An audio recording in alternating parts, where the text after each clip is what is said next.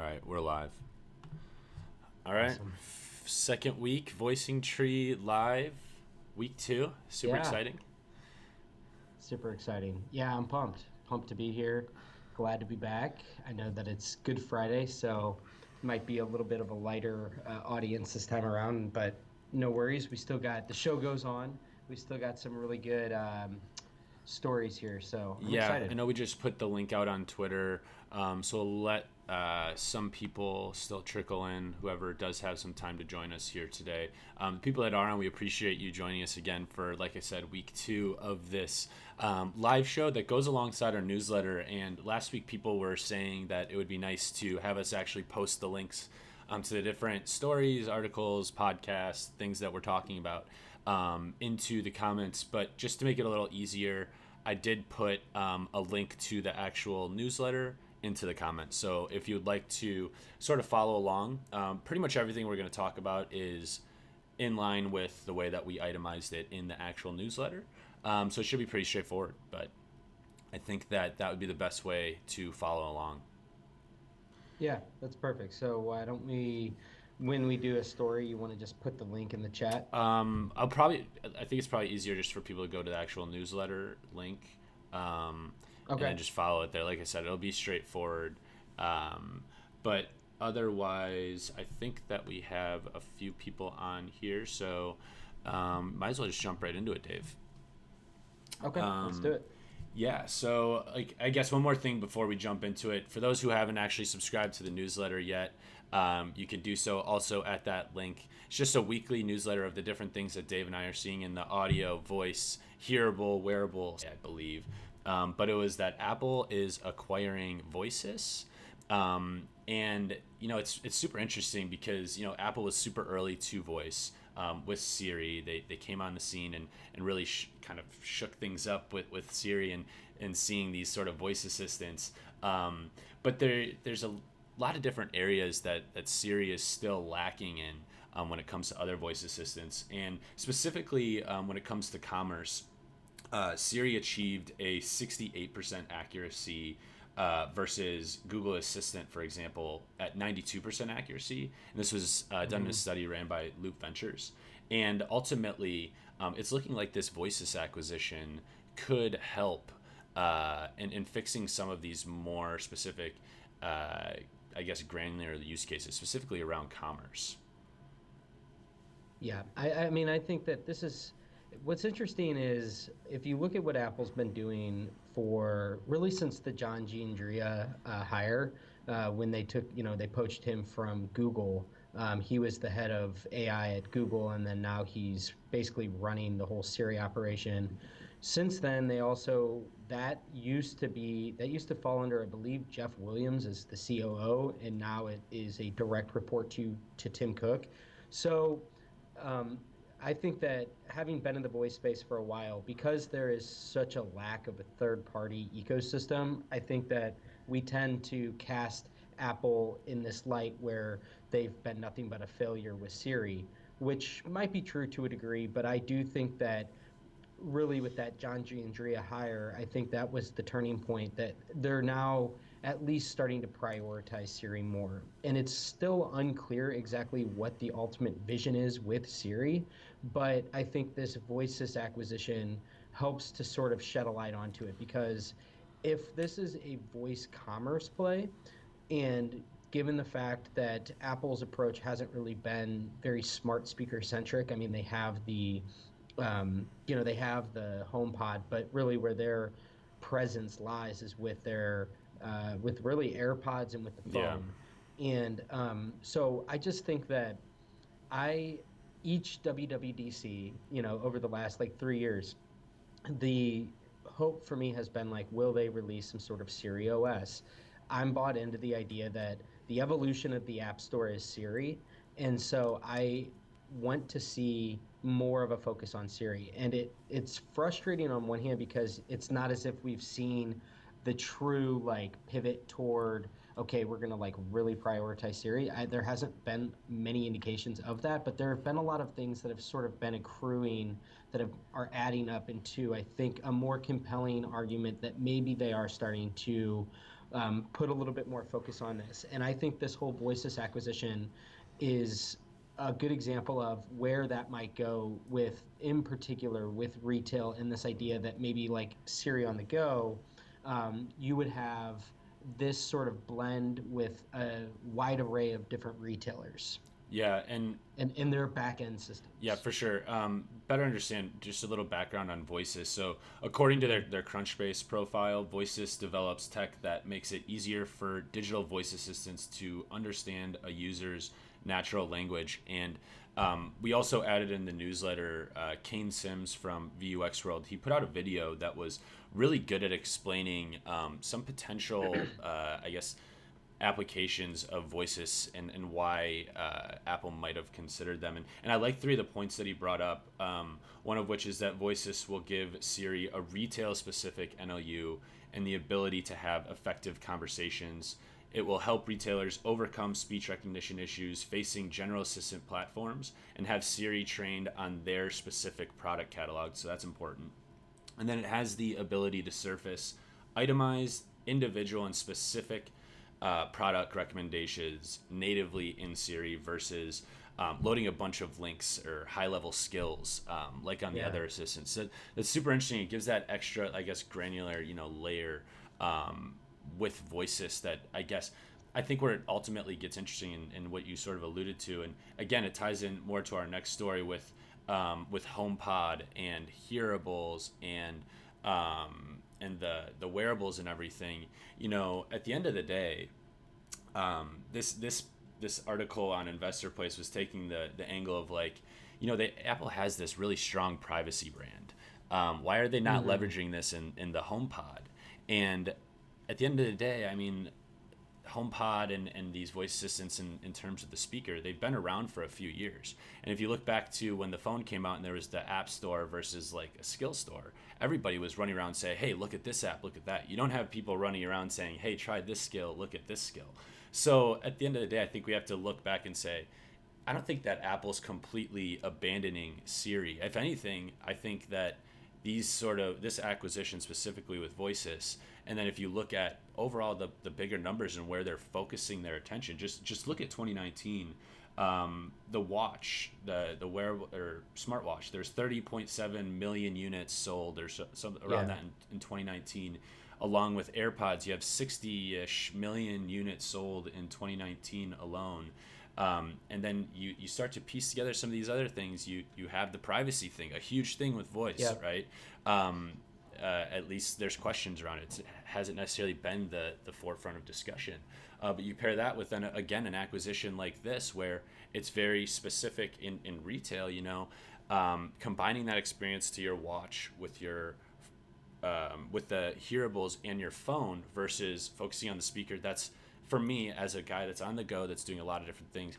I see that as a more compelling use case or I guess modality sort of situation than trying to figure stuff out on my smart speaker. So, yeah, that's well said. Something that I've been thinking a lot about lately is this notion of like what happens, like on the voice lunch this Tuesday.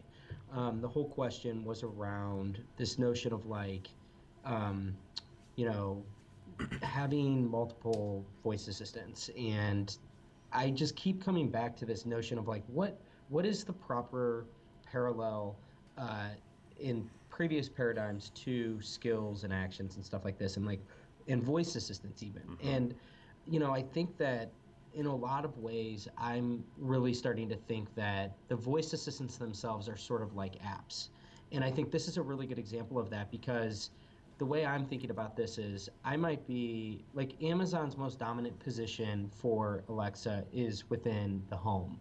And that Mm-hmm. might ultimately be that might make the most sense for that app to sort of reside because at the end of the day, what Amazon really provides is I think a conduit to their e-commerce arm. I think it's like the ability to shop. I think voice commerce is going to be huge. I think that they've done a really good job of kind of, providing a little bit of a glimpse into like what the third-party ecosystem can look like.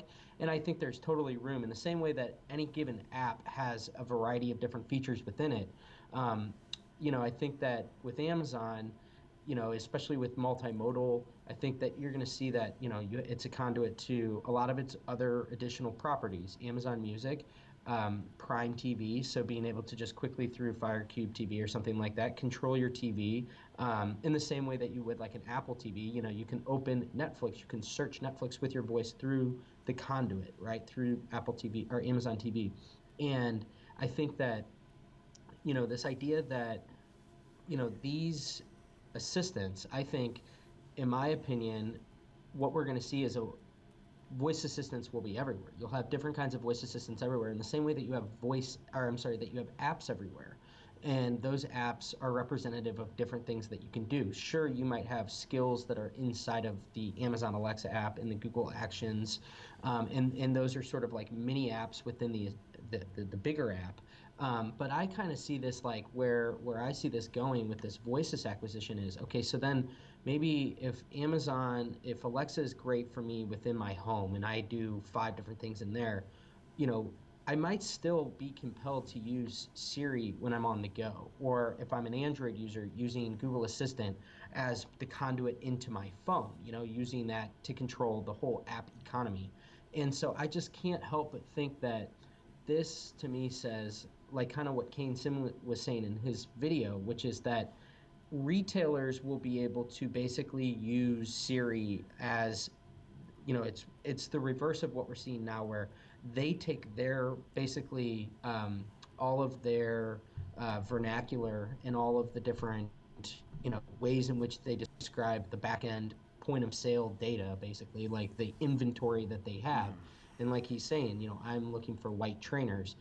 If you don't have the NLP trained on that specific thing, then you're going to get these more generalized queries. And so I think what's so interesting about this is that Siri ultimately could be a really good voice commerce app for anything that like the retailers would want to push through here. I could see Amazon and Google following suit here, but this idea where if I am Foot Locker, I have every type of shoe and every different way in which those shoes are described, and I have just like all the different ways in which those might be searched. And then I actually go and I bring that to Apple, rather than vice versa, where you're expecting the platforms to train on all of these different, very specialized types of more or less inputs and data sets. Everybody then just comes at the table and they say, here you go. You feed it through the voices NLP, the NLU, and then now Siri has a catalog of retailers that the first thing that it does when I say, hey Siri, I'm looking to buy a pair of white Nike trainers, the first thing that it does is, rather than search the wide world web, it searches the collection in the ensemble of all of the different vernaculars, more or less, that are. I mean, I understand that. I feel like from that perspective, you're saying that Amazon is almost in like a good position to go after commerce, but I feel like with an acquisition like this, if I was Amazon, I feel like it's almost, they're more at risk now. If Apple, I mean, everybody has an app these days, and any sort of retail facing company has their own app with all of their products cataloged. I don't see how Amazon wouldn't be nervous from a voice commerce perspective. Having Siri now have access. I mean, I have my AirPods in more during the day than I'm interacting with my smart speaker. I would rather talk to Siri about my next purchase than walk out the room or wherever I'm at, go to my smart speaker, I think. Yeah, no, I think that's totally fair. And you helped me to crystallize what I was trying to say, which is going back to the whole, like, everything, we're going to have tons of different voice assistants so if Apple's is more so sort of like, this is, I think, maybe the vision for their third party is more of, call them third party retailers that are basically being piped in through Siri. Amazon, and I think the conditioning that we're going through right now with Alexa is that if I ask Alexa for something, from a commerce perspective, the first thing that Amazon's going to default to, that Alexa's going to default to, is its own e-commerce store. And I think that we might become accustomed to that because I know that I have Amazon Prime, right? Yeah. Like my payment is connected to that. I might just prefer to shop through Amazon, right? And therefore, I might prefer to do all my voice commerce through Alexa.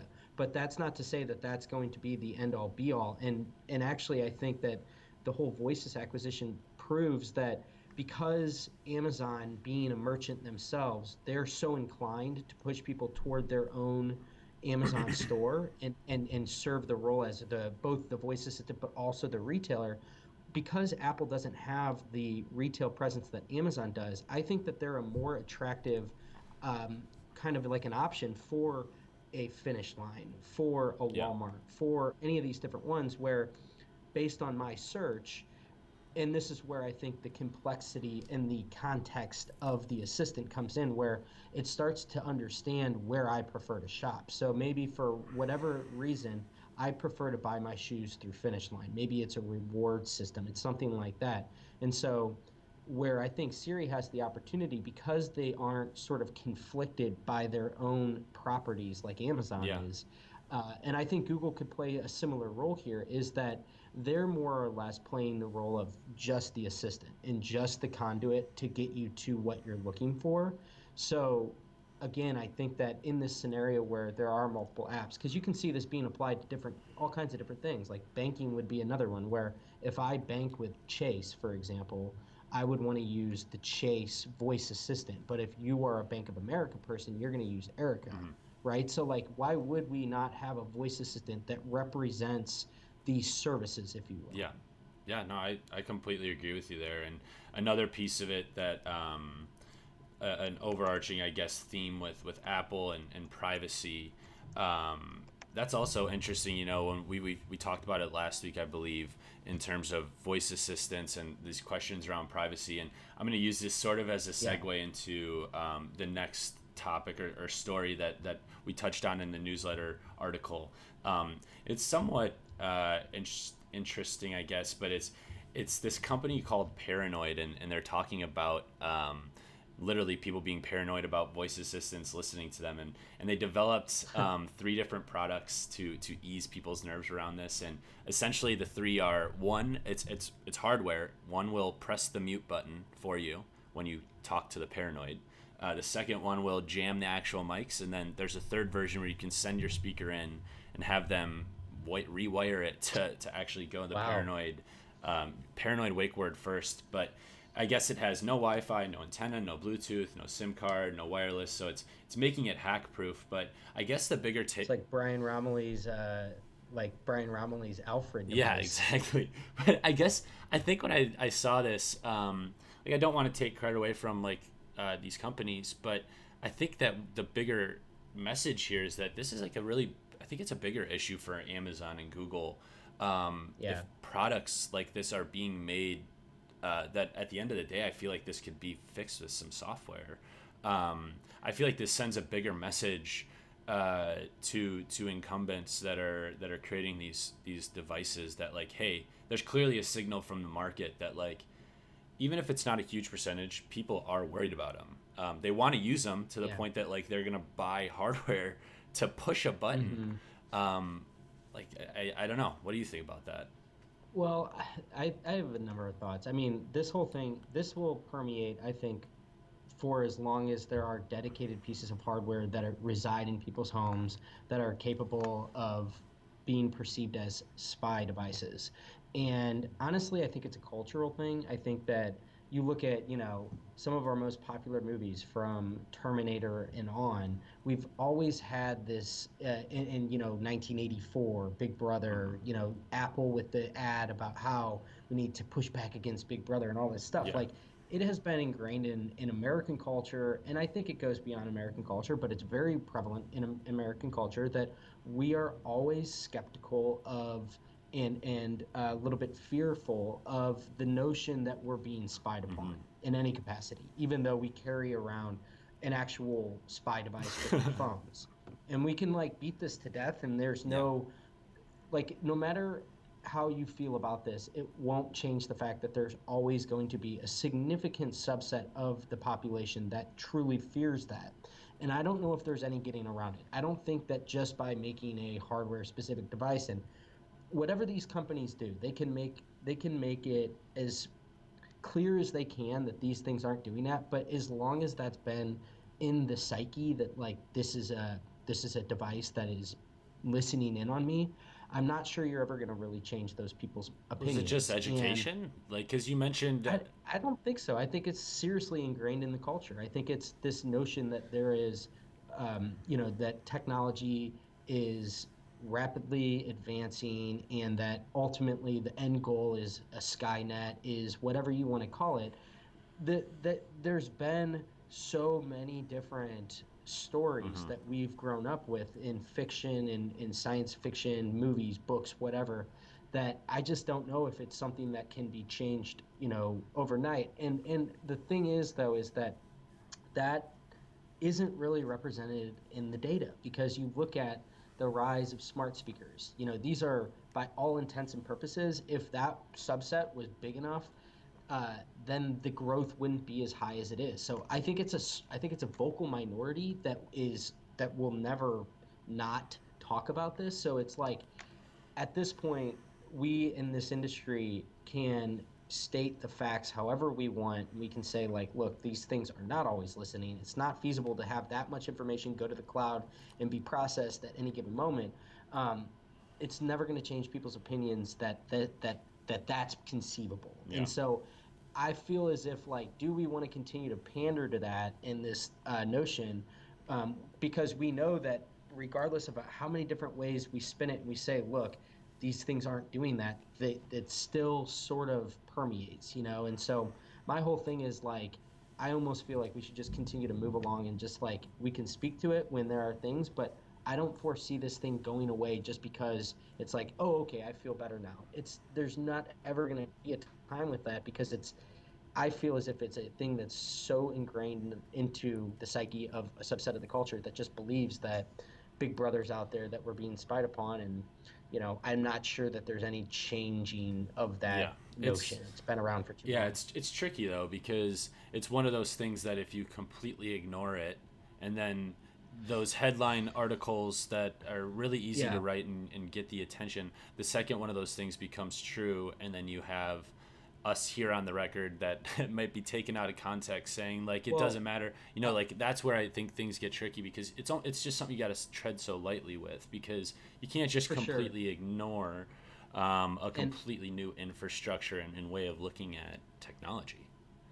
totally agree. And I want to follow that up by saying that I think this is a reason why Apple is so well Exactly. positioned. Yeah. And I know that was sort of at the core of what we wanted to talk about here, is that the one thing that companies can do is their brand trust. This is why I think that, prior to the pandemic, I thought that Facebook portal was completely unviable, because I think they completely eroded their brand trust to the point that people truly did not feel comfortable Yep. having that type of device. I think that Amazon has done such a good job. I think this is like one of the hallmarks with Jeff Bezos, is that he has done a fantastic job building up a solid, reputable brand. And I think that has permitted him to have these devices sell as well as they have. And so my question is, like, you know, I think that, with all that being said, like, my original point was that I'm not sure you're ever going to change a lot of people's minds about this notion that regardless of how many different ways you can say this thing's not recording you, that's always going to sort of be in the background.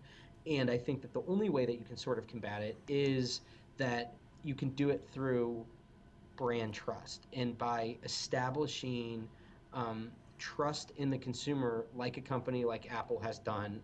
And that's where they have doubled down. I've talked about this before, but I'm not sure if they're still running these ads, but I remember seeing an ad not long ago where it's the Apple logo, and it was converted into, at the end of the commercial, it shows the Apple logo. Well, it showed the Black. Apple logo, but it was like a Yeah, it was padlock. padlock. And it and Yeah. and so clearly they're leaning into this notion that we are we have your interests in mind first and foremost. We're not selling your data. And honestly, like, that's probably the most effective way at combating this, is through the reputation that can only be built in Yeah. time. And that's why I think that I'm not sure what Apple's plans for HomePod are, but I'm still pretty bullish on Apple being in this space because, as we've talked about before, as smart assistants and voice assistants progress and evolve, as they become more complex, they rely on more contextual information. And the only way they're going to be able to have that contextual information is if we permit them to, is if we allow them access to a further, deeper look into Yep. our lives. And I think that Apple is positioned better than just about anyone, both with its wearables, but also with its brand trust, to have people feel confident that, you know what, I do feel Yep. comfortable having Siri know everything about me because unlike Google, even unlike Amazon to an extent, I don't feel as if they're going to take my data and turn around and Yeah, sell it. that's actually I really like that point. It's an interesting segue into the next segment, which again we're going to jump back to where we're recording. It's April 10th, middle of coronavirus, or who knows, not the middle, but we're in the thick of it. We're in I the think thick I'm of it. on. I don't even know what week of quarantine. I think this is week 4.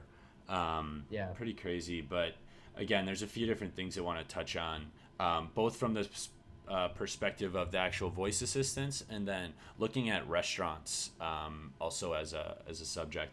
But when it comes to the actual voice assistants, I think we both agreed last week that the overall response from the voice assistants, both in terms of making sure that there's good data or good accurate information out there, and also means to I guess get simple testing, not testing, but get simple answers to questions you may have about your health. I think the overall response from the major voice assistants has been good.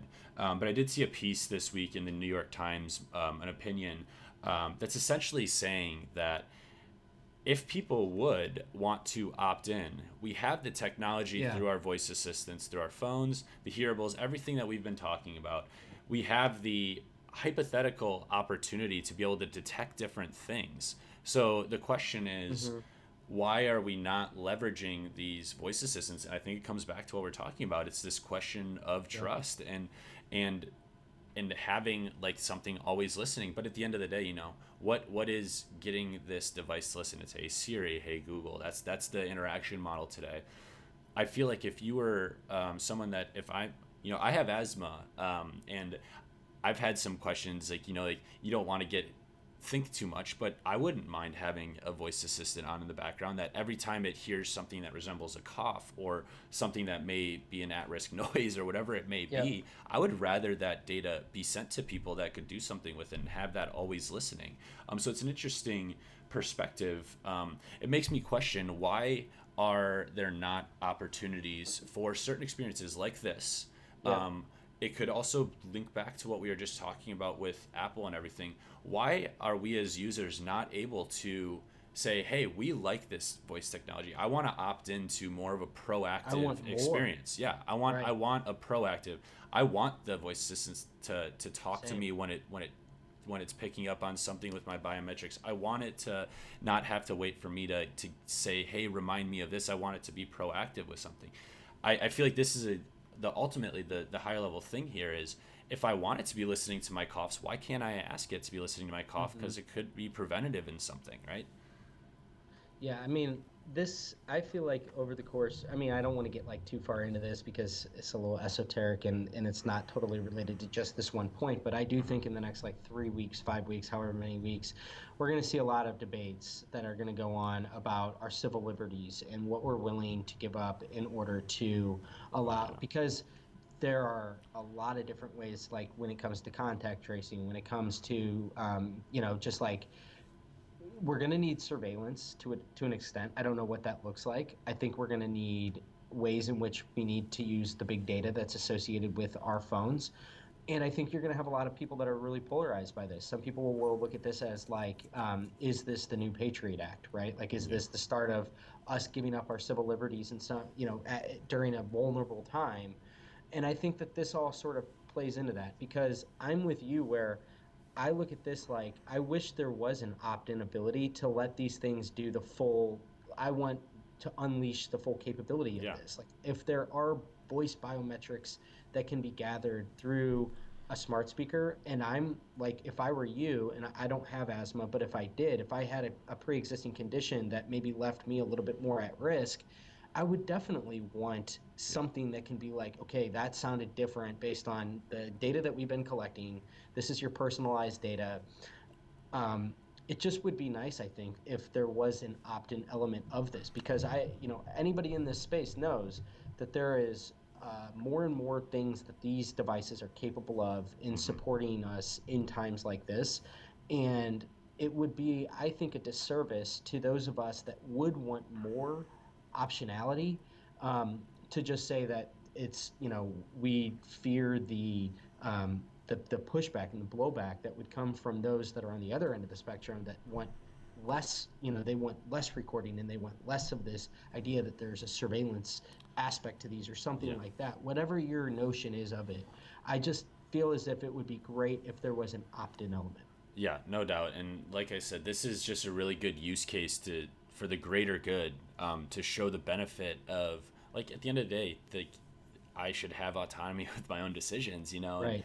and there's been like a lot of different debate or like theories that some startups have been testing, some bigger companies have been testing, but at the end of the day, they need the data to test that. And I mean, it feels like a good method to get that data to those people. But yeah, the other thing around coronavirus that I want to touch on, I've been ordering so I've been ordering so much food these I last few know. weeks. I mean, just Just you a know, lot of Portillos. a lot of Portillos, a lot of the Chipotle, all the good stuff. But I've been ordering a lot of food, and I saw a story this week around how conversational AI and the quick service restaurant around coronavirus has forced some different businesses to consider different things. Um, and ultimately, there's the bigger question here is, will restaurants, fast food, dine in, will they be the same in the long term? And I think it's pretty straightforward that it's obviously not going to be the same. It's hard to think about what's going to be different coming out of this. But I think that when you look at conversational AI, and you look at businesses today in this sort of pandemic, and you say, what could I maybe do to apply it?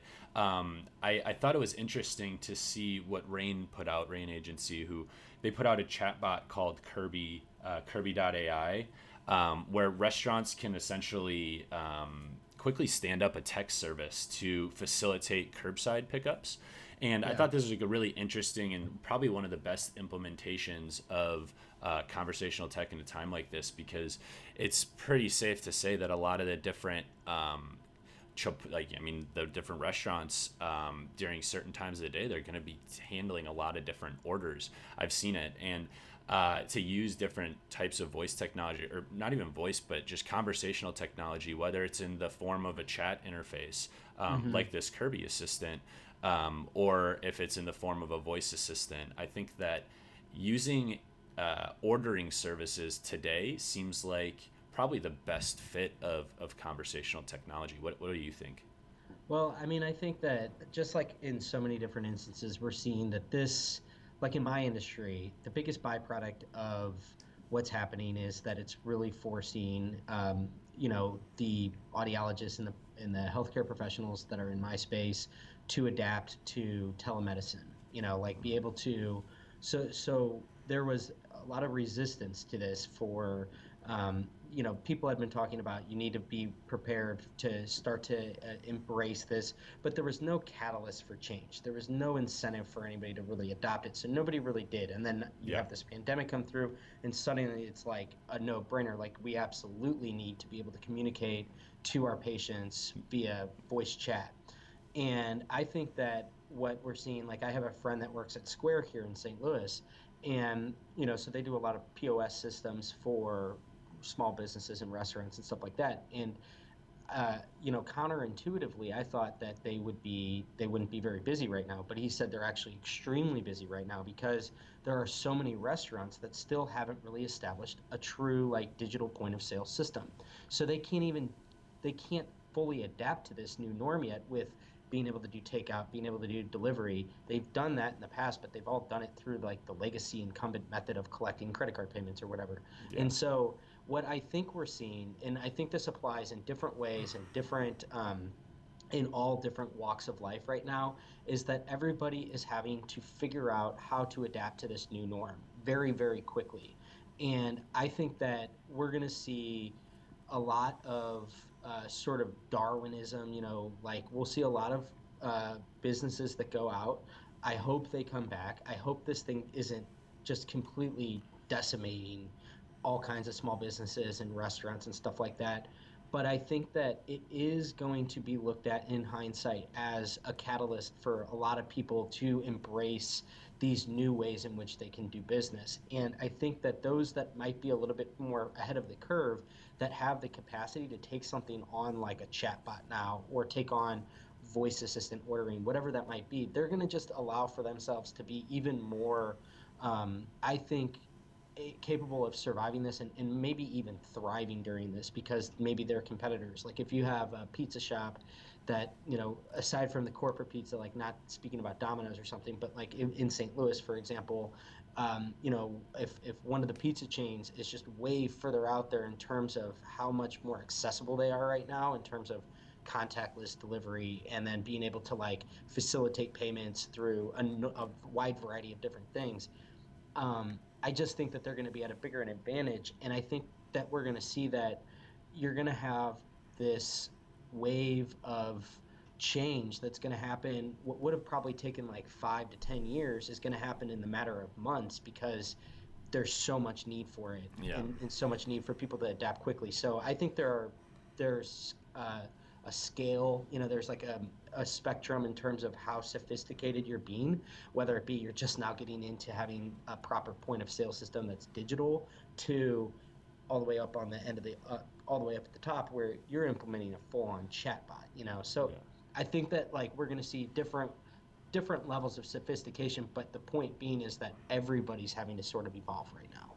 Yeah, yeah, that's I think that's one of the larger things with a black swan event like this. The thing that's like coronavirus, and then you try and say, okay, now I'm gonna. It's already so hard to predict the future, and when things are going perfect in a 10, 12 year bull market, and Yeah, then you try and turn around and say, hey, like let's try and predict the future now that everything has been changed. I mean, yeah. like clearly, like things like travel aren't going to be the same, restaurants aren't going to be the same, Hmm. large gatherings aren't going to be the Sporting same, events. sporting events, all this stuff isn't going to be the Makes me so same. sad. I know. I don't know when the next time I'm going to be able to go to like a hockey game or like a I baseball know. game. I Like know. it's just it's It's the new norm. It's like I it's know. those new norms, but like we can't, like, those are the complaining sides of it, but the I positive know. side of it is, like we said, so many people have been talking about remote work, for example. Yeah. Guess what? We have just gotten a crash course in like remote work. Obviously, Yeah. being at home with your significant other, or your wife or your kids, and then having to work and manage all those different things at once. I wouldn't say that's their Yeah. ideal at home work No, you're situation, right. but all the I'm excited investment and the for time and energy that has gone into hmm these areas now, that change is going to ripple through. for When sure. people's backs are up against the wall, interesting shit happens. Sorry, I agree. mom. She said that she didn't like when I said that last week, but but no. Sorry, mom. But no, seriously, like, and I think that it will be interesting to say that going forward, there's no doubt that conversational technology does play a role in food ordering, in the restaurant experience in some capacity. This is going to accelerate that timeline. Hmm. There's just Yeah. no doubt about that. Um, Agreed. and long term, it'll be interesting to see how that plays out. And this goes into the next conversation as well. Another industry, you brought it up with Bank of America, but banking, and the opportunities, I guess, to include AI in different capacities. There's an article in Forbes, um, talking from some, I forget who it was, but it was somebody from USAA, a large bank specifically with military and that sort of those sort of families. But they're adopting AI to sort of broaden their bank offerings, and one of those key areas is with the natural language processing. And we've seen this from other banks, like you said, Erica, Eno with Capital One. Hmm. So there's been implementations and I mean large investments. I don't have the number in front of me, but I think the Eno was upwards of 30 to 40 million dollars that they've put into this chat, not voice assistant, but conversational chatbot assistant. And I think that, again, now more than ever, there's an opportunity for these banks and specifically to leverage conversational technology, because I mean, man, think of all the questions with the market going up, and now, I mean, now it's going down so much, and now it's going up. Like, there's so many different questions that people have. I think to have 24/7 access to at least some sort of help from your bank is probably beneficial. And Hmm. I've experienced it in different capacities by being able to have that chat assistant. I mean, it's just such a good experience when you need to get something quick versus, go through that, sit on the phone and wait, and, Hmm. that typical experience that we've gone through. But I don't know if you have anything to add when it comes to banking and the opportunity there. Um, I think there's so much opportunity with banking. I mean, I think that you look at, like, I use Chase, and I would love to have a conversation rather than go into my banking statement and look at, okay, what have I been spending my money on? Like, why not just have a conversation? So like, hey Chase, you know what what have I where has the bulk of my spending been the last 3 weeks or whatever, and I just think like this idea where you could kind of use it to garner more of insight into like the reason. Again, it goes all back to like completely reverse engineer why you would have gone into the Chase app in the first place, right? Like, what are you doing? I'm going in because I'm checking my like credit account, and I want to see like my spending behavior over the past few weeks or whatever it might be, or I'm saving up for something and I need to adjust the rate in which I'm saving because I'm trying to meet this goal, and I know that like if I save X amount, I'll reach that goal in 22 weeks.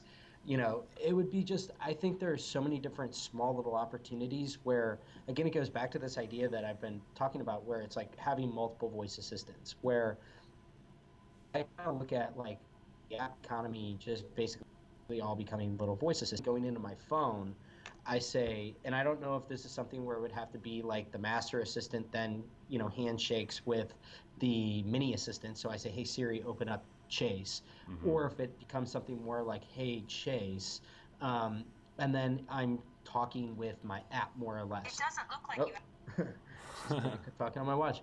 So that's my thought on it, is like I think there's so much potential for so many of these standalone repositories of information that we access so many different times a day for different reasons, for them themselves to convert that information into a conversational interface. And I think that the conversational interface makes the most sense, at least right now, to be sort of manifested and resemble a voice assistant, and having just a ton of different voice assistants that's all of them being, I've used this term before and I got some crap for it because it was from a Seinfeld episode, but masters of their domain. Like, this is what I was talking about with Spotify and with like NPR, these media entities that have tons and tons of information. It actually ties back to the whole voices piece, because Apple, Amazon, and Google, the world is there's too many different, like data sets that would have to be run through their NLP for them to not to have like the specialized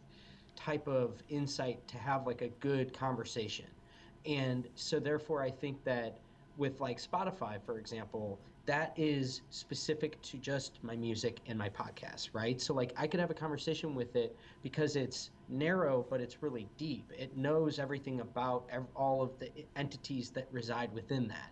So I think it's such a challenge to say Amazon should know everything about everything. You know what I mean? And I Yeah. think like whereas what might make a whole lot more sense is to have a Spotify voice assistant, to have an NPR voice assistant, to have a banking voice assistant, to have, you know, any one of these different apps and the information that are contained in that silo to be accessible via a conversation. It seems more secure too. If Yeah. you, again, that's one of those examples where on the front end, if you're very transparent with like what data am I cool with my voice assistant being able to transfer Exactly. between all of my little voice assistants in that example, um, you set up this brand new infrastructure, I guess. That at least that's the way that I look at it. You set up this new way of looking at it, and this information transfer. I just think that it's I like that sort of image that you sort of point there, because again, Bank of America doesn't need to be sharing my information with an Amazon. Like that doesn't need to happen for that experience to happen, nor should it. Right. No, yeah, exactly. Like we're opening up such a can of worms with that. And that's what I was ultimately trying to say, where it's like, so what's the Amazon voice? What does Alexa like really represent? And I think what's really interesting is they have this third-party ecosystem of skills because they have all the devices that reside around your house. But I still think that's that's just a small pond of water compared to the big ocean, which is everything, right? And I don't think that there's one voice assistant. I think the closest one to it would be Google, because it can access your full app economy, and kind of the same thing with Siri. But again, is it more like, hey Siri, and you're asking it questions that you would be asking your banking assistant, or would you prefer, in the same way that you use your iOS device to pull up your apps, and then you go into the individual apps to do the different things, and that information is stored securely in the individual apps? I just think I could see that becoming realized in the voice space more so than trying to create something from scratch, like what I think the initial thought was with Alexa. Was like, I do still think Alexa is a computing platform. I think it's going to be one of the most advanced voice assistants, and one of the, in the same way that like certain apps on your phone are super robust, right? Like Facebook, for example, there's tons of different things that are contained in that one app. Yeah. Whereas Bank of America is just more or less your banking information. Yeah. So you're going to have levels of complexity that go along with these different voice assistants. And I think that this notion that you'll be able to do every single thing through Alexa, I don't know if that's really feasible, considering all the, not only the privacy implications for the consumer, but will retailers and brands of all different types, will they feel comfortable with words about an hour? I wanted to make sure we have enough time to talk about a podcast that was super interesting this week. The Critical Path podcast had Brian Romley on. So he joined tech analyst Horace. It's Dedu, right? Dedu. Horace Dedu. It was a great podcast, looking at the concepts and merits of voice first. And for anybody that's in the voice space, you're probably familiar with Brian and his work. And I want to tell a little bit, just a small story before we get into it, just because when I got into voice, I when I was back in university, I had some interests in it, and eventually decided to go work for VaynerMedia and try and build out a network. And with that, I moved out to Los Angeles and decided to get back on the Twitter. And at that time, just started poking around with different people in the space, and threw out just a random message like, hey, voice people who at that point I didn't know this voice first community at all. Yeah. It's like, hey, I'm out here in LA. Who should I talk with? And Brian was one of the first people that was tagged on that comment thread, and was the first person to jump up into my inbox on his own sort of accord when I was just getting back on Twitter and stuff like that. So it was really cool. He's not only super knowledgeable and just so forward thinking on the space, but he's also willing to chat with like anybody, Yeah. So that sort of willingness to just be such a great mind in the space, but still be willing to talk with people up at all different levels of like interest is super telling of just the kind of guy he is, I think. So I'll tell my brand story. When it was similar. I was sort of dabbling in this space, and I came across Brian, and he was he's got over 100,000 people followers on Twitter. And so anybody at that level, especially as somebody that had, at the time I had less than 1,000 followers, it's really easy, I think, for anybody of that caliber to just be dismissive of anybody that's not sort of even remotely close to their caliber, right? Mm-hmm.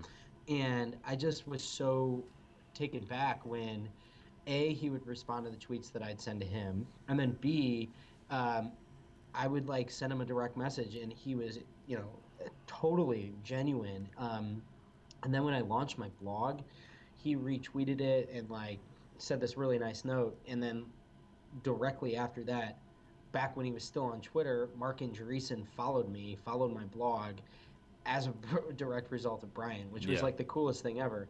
And I will say, like with this podcast, a lot of people might not know who Horace Dadu is. His Twitter account is Asymyco, Asmyco, and I've been following Horace for probably 5 years, and he is no joke, maybe the best Apple analyst out there. He has been extremely spot on with not only like just the projections of what numbers in terms of the units sold each quarter, but his thinking has been just extremely spot on, and so he's extremely well respected in the Apple space. And because, like going back to the beginning of our conversation where we are talking about Apple, I feel like there's been a little bit of contention almost between what people might call the Apple fanboys, right? Like all the people that are in the Apple space who have not a whole lot of high praise for voice technology, at least traditionally. I think maybe this is changing a little bit. Um, and then you have all the voice assistant, the community, the voice first community that has sort of admonished um, Apple over the past like few years, saying like they're not, you're taking your eye off the ball, and that they're not really innovating, and that you know Siri is like the gold mine that they should be focusing on, because that's going to be the key that unlocks the next new period of innovation within Apple. So to see really truly maybe one of the most preeminent top people on the Apple side bring on our guy Brian, I think it says a lot. Yeah. And it was a conversation. Everybody should go check this out. It was a conversation where it really allowed for Brian to fully tell his rationale on voice first. It was about a 45-minute story, and then he progresses to why this is ultimately, we've been telling stories, and we have the Boca's region in our brain that's, the inner thought, and how that's a voice in and of itself.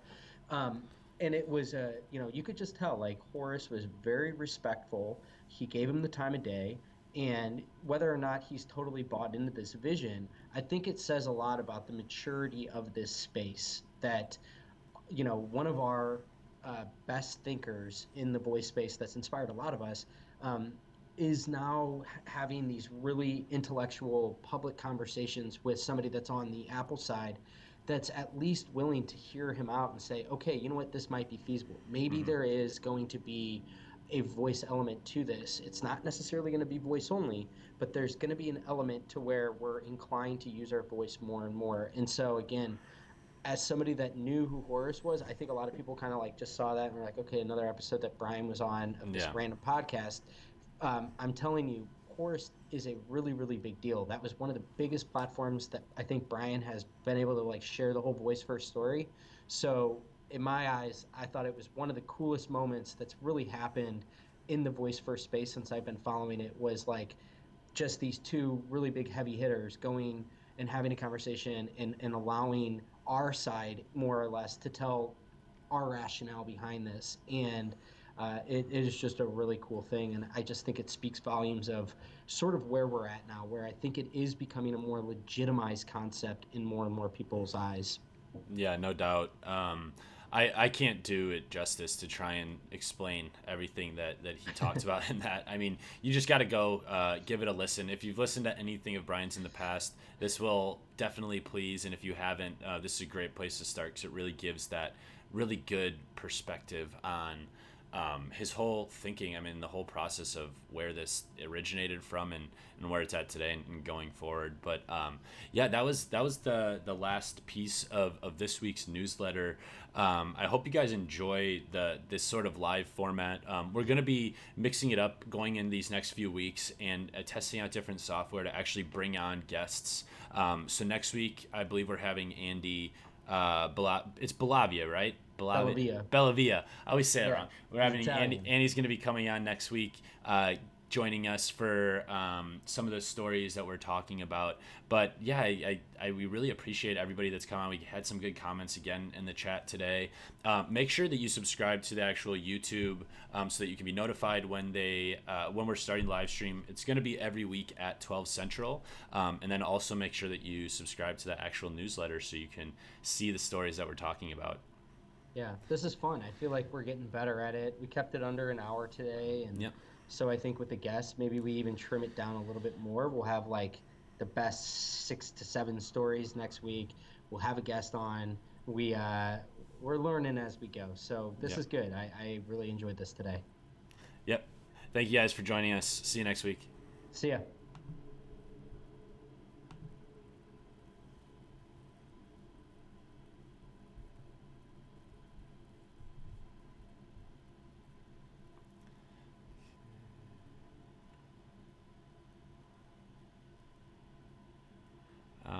So I don't know if technically they can hear us right now. I'm just waiting for the video to switch out, and then I'm gonna click end stream.